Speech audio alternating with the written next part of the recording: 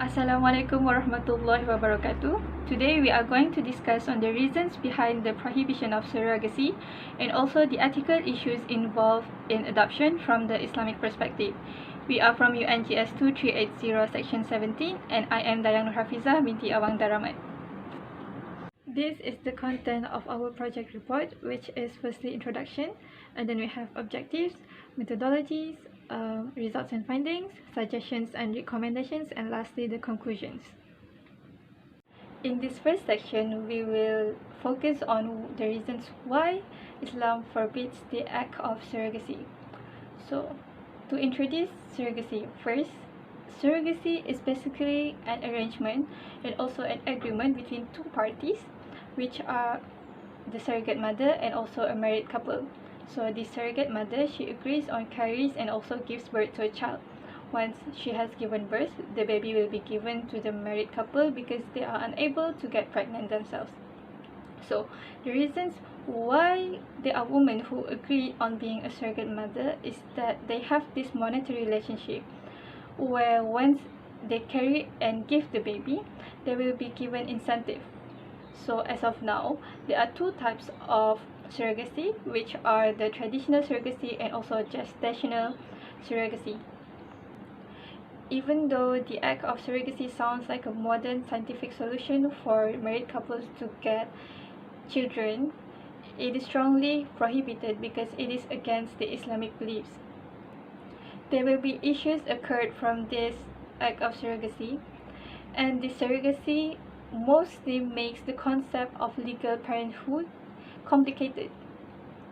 The objective of the first section of this project is first to discover the awareness of surrogacy among the respondents and also their understanding on the hukum of the surrogacy from an Islamic view. And then we also want to analyze the difference of understandings of the topic based on the respondents' background. And then we want to identify which of the reason is convinced by the respondents that they believe to be the major factor why prohibition of surrogacy. And then lastly, we want to analyze which of the options for married couple to get children other than surrogacy that the respondents think is the best. In this second section, we will discuss on the ethical issues involved in adoption. So firstly, child adoption means that it is the legal establishment of a parent-child relationship where once a parent and a child becomes adoptive family, they will carry along the responsibilities and rights between a child and a parent when they are actually not blood related. In Islamic law, the relationship between the guardian and also the child of this adoptive family is more like a foster relationship, where these adopted parents take the responsibilities to ensure the protection of the child's right, but they still have some restrictions that they need to follow. As we can see, there are only two objectives of this second section of this project, where first we want to investigate whether the respondents agree that child adoption is an option to reject the surrogacy. And then we also want to check whether the respondents have a good understanding of the rights and the responsibilities that is carried by both adopted child and also the parent. The next part of the discussion is methodology. Firstly is the type of research method, where in this project we have distributed a questionnaire in the form of online survey, where we use Google form titled Survey on Surrogacy and Adoption. We have divided our survey into two sections, where the first part is on the survey of surrogacy, and then the second section is for child adoption. Secondly is the target respondents. For this project, we target to have 50 respondents, both from IIUM and also non-IIUM communities, and then we have divided them into three separate age range, which is firstly 18 and less, and then we have between 19 and 24, and then we have 25 years old and above. As the result of this project, we managed to get 60 responses, where most of them are in the age of 19 to 24. We also have 10% of them with the age of 25 and above, and the others are 18 and less. And then we also have both responses from IIUM community and non-IIUM community, where we have 55.3% of them is from IIUM. Okay, now let us proceed to the results and findings of the first section, which is about the reason behind the prohibition of surrogacy. The first question in the survey is to check on the awareness of surrogacy among the respondents, where we ask if they have heard of surrogacy before. So, as we can see from the pie chart, we have 91.7% of the respondents answered yes, which means it is the majority of the respondents have heard of the surrogacy before. So this high percentage is a good sign that the society acknowledges the existence of this issue of surrogacy. However, there is a minority of 8.3% of the respondents who are still unaware of surrogacy that is happening in this world. Assalamualaikum warahmatullahi wabarakatuh. I am Fatih Ashar binti Mak Bakri with metric number 2019682, and I will further explain on the results and findings in the part regarding the reason behind the prohibition of surrogacy. For the second question on the survey, we found out that the respondent thoughts on surrogacy. Interestingly, some respondents share their opinion that they are pitying the surrogate mother for not being able to raise the child and the child for the unclear family status. Most of the responses stated that surrogacy is haram. However, some respondents believe that surrogacy brings benefit despite the prohibition against it in Islam. This is untrue, considering the act of surrogacy itself is impermissible in Islam and contradicts with the Sharia law. In the next question, we test the knowledge of the respondents on their awareness on the Islamic law on performance of the surrogacy. To our relief, more than half of our respondents know the prohibition of the act of surrogacy. However, there are several respondents that think surrogacy is permissible, and about 30% of them is still unsure of the Islamic view on surrogacy. This observation shows that there is a need of exposure on surrogacy to clear up the confusion and make sure that Muslim knows the prohibition of this action. On the next question, we asked the respondents on the biggest ethical issue in surrogacy. All the answer of this part is a legit reason behind the prohibition of surrogacy. The main ground of the prohibition of surrogacy is that it involves a third party who is not legitimate in the procedure. This argument is based on the Quranic verse, which emphasizes the creation of children after the formation of marriage and through the wife, thus forbidding the use of surrogates in the birth of the children. Besides, the chance of lineage missing also leads to the prohibition of this procedure, which contradicts the reason of Maqasid Sharia in the protection of lineage. This reason incorporates the cases where the procedures involve husband will have more than one wife. For instance, if the implanted egg fails to develop and the woman conceives using her own egg, the identity of the mother of the child will be uncertain. In addition, if the surrogate is a different mother, which is not the legal wife, there might be a possibility that the baby is not from the implanted egg, but from another man and entirely unrelated to the intended parent. There are also numerous scientific and rational reasons for the ban of surrogacy. One of them implies that the concept of motherhood has been destroyed because surrogate mothers have to lend their wombs to give birth to other people's children. This causes psychological harm for the surrogate because she conceives and gives birth to the child while her womb is being exploited for another parent. Moreover, there are also risks of the surrogate child's right being denied. The prohibition of the surrogacy by the Sharia law and the inconclusive legislative view on this issue have deprived surrogate mothers and children of their fundamental rights. The child will be in an illegal status and there is no law protecting their rights, leaving them vulnerable to abandonment and abuse, denial of nationality and citizenship, and other regulatory measures that ensure the preservation of this right. Additionally, surrogacy leads to the weakening of family relations. When the baby is taken from the surrogates, it affects not only the mother but also her family. While conceiving the baby, the surrogate's mother could form an emotional attachment with the child, but she will need to give the child away after they are born. The child will then face the dilemma of the relationship between his two mothers and develop mental stress. For the last part on the surrogacy topics in the survey, we asked the respondents to choose their optional solution of surrogacy, in which most of them selected child adoption as the best option. followed by assistive reproductive technology such as IVF and ICSI. The next option chosen by the respondents are foster care, polygamy, and fertility drugs accordingly. On top of that, one respondent recommends the couple to be patient and pray to Allah to bless them with biological child. For the suggestion part of this issue, we propose the efforts to prevent surrogacy arrangement. Why do we need to prevent surrogacy arrangement? This is because the increase of reproductive treatment facilities in Malaysia, as the country chose to venture on this aspect to promote health tourism. The industry is, however, dreadfully unregulated due to lack of proper legislation. The only legislative act that prohibits surrogacy is the fatwa, with no conclusive legal act to this procedure.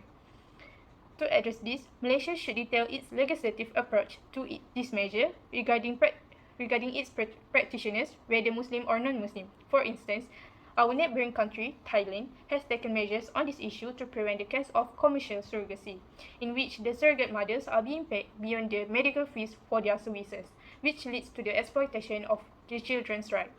Furthermore, the society should be aware of this issue of surrogacy in order to not be manipulated by the idea to regulate this procedure in the country. As the Malaysia Healthcare Tourism Council has decided to focus on reproductive treatment to elevate the country's economy, the Muslim community should understand the Islamic law on this issue and the reason behind its prohibition. This is done so that while this procedure flourish in the country, society will not consider them as a solution because they contradict with the Islamic law. Assalamualaikum warahmatullahi wabarakatuh. My name is Sofia Adirah binti Muhammad Sharifuddin with metric number 2018826, and I'm going to cover the ethical issues involved in the child adoption. In this first part, I'm going to cover the result, finding, and the discussion based on the survey that we have conducted. In the second part of the survey, the first question that we have asked the respondent is, do you agree that the child adoption is a way to resolve the issue of surrogacy? So, based on the survey, the result that we have found that a majority of the respondents agreed that the child adoption is one way to resolve the issue of surrogacy, since surrogacy is prohibited in Islam. However, the remaining respondents, which are around 20% of them, do not agree and unsure whether child adoption really is a good way to replace the surrogacy. Second question that being asked is, what is the mahram status between the adopted child and the adoptive family? So based on the survey, 65% of the respondents believe that the mahram status between them is non-mahram, while 10% of the respondents stated that it is mahram, and the rest of them are unsure about the relationship between them. So in the Islamic perspective, the relationship between the adoptive family and the adopted child that do not have any blood relation is non-mahram, meaning to say that when the child already reached the age of the puberty, they have to cover the aura with each other. So this is actually the main issue and the main concern that the adoptive family have to face, because they do not know how to address and how to handle the issue of mahram. As a result, some people are hesitant to adopt children because this will be the main barrier and the main challenge for them to adopt children, because it is difficult and tiring enough for them to maintain their boundaries and preserve their aura all the time, since they have to share a home with a non-mahram. The next question that was asked is related to the previous question, which is, what is the mahram status if the adopted child is being breastfed by the adoptive mother before the age of 2? So most of the respondents are aware that if the child is breastfed by the mother before the age of 2, they will become mahram to each other. So in Islam, if the adoptive mother decides to breastfeed the 2-year-old adopted child for at least a day and a night, the child and the adoptive family mahram status will change from non-mahram to mahram. The effect of breastfeeding will definitely establish the mahram relationship between the child and the breastfeeding mother, include who are related to her, like her children, siblings, parent, and her husband. The next question is regarding the adopted children inheritance right according to the Islamic law. The question is, according to Fara'id, does an adopted child have an inheritance right from their adoptive parents?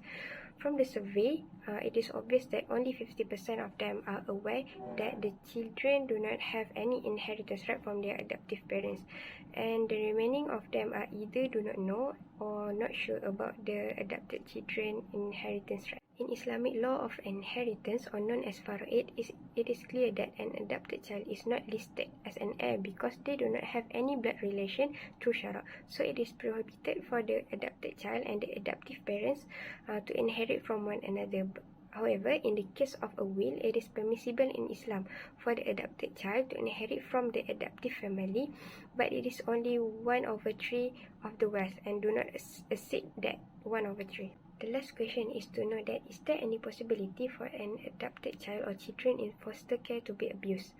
So the survey shows that a majority of respondents agreed that there is a high chance that an adopted child to be abused by their adoptive family.